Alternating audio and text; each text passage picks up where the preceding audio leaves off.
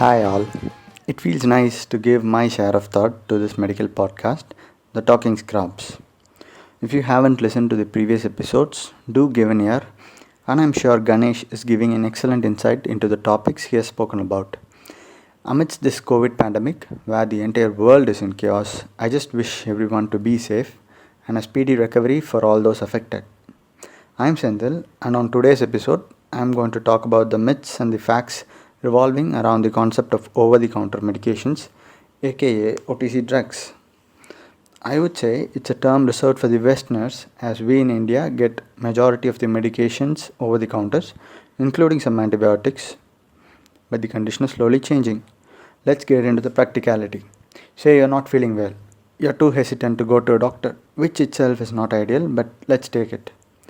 What are the conditions where you hit the pharmacy door straight? Or go the new way, Dr. Google, right? Cyberchondriac. I listened to the previous episode. Commonly, if you have a fever, cough, cold, headache, what they collectively call it as flu symptoms, we hardly check on a doctor. Forget the pandemic situation where you're absolutely required to get yourself tested for COVID, but in other circumstances, you get yourself an antihistamine, a cough syrup, a paracetamol, and treat yourself.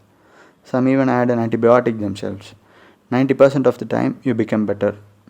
By doing so, you save yourself a doctor's consult and he or she gets to see another challenging case.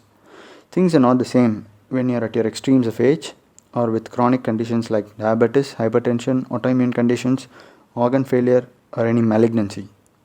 Antihistamines, even a single dose, can make you groggy for 2 days, and in 2 to 3% individuals, it can even precipitate bronchospasm. Paracetamol, when given in doses above 4 grams per day in a healthy adult, or even a gram in a liver failure patient, can kill you if untreated. Certain cough syrups contain opioids and can make you addictive to it. This is not to terrify you, but to let you know the fact.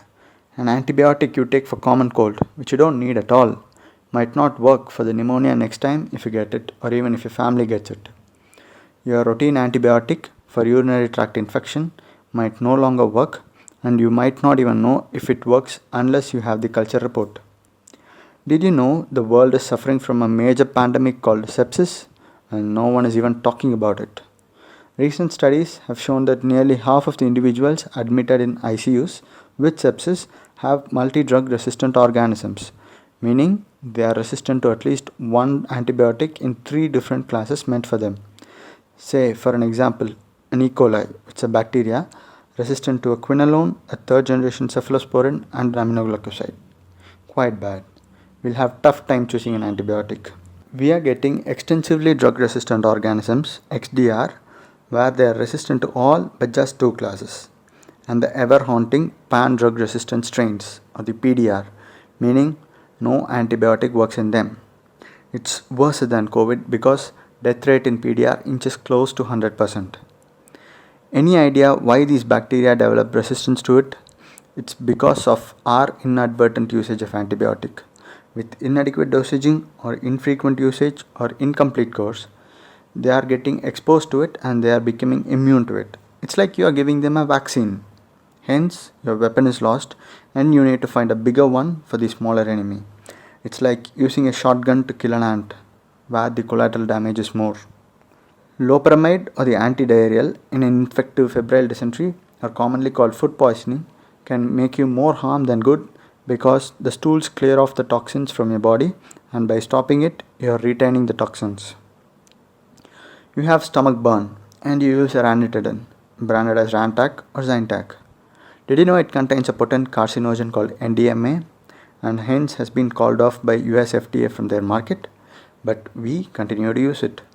Its alternate, the proton pump inhibitors, are relatively safe, but it also has its own share of potential harm, such as causing interstitial nephritis in some, just like the painkillers or NSAIDs we use for body ache or any joint pain.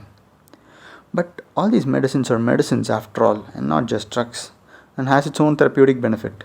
Who knows if it's going to help you or harm you? Of course, the doctors knows the best, but still, science is known only little. And even if doctor knows it or doesn't know it, he'd be better able to judge it or at least treat it when he can. Even though you can buy less harmful things from the counters directly, I would suggest either ginger or ginkgo, paracetamol or payasam. Get it written from a doctor with a proper history or who knows your proper history.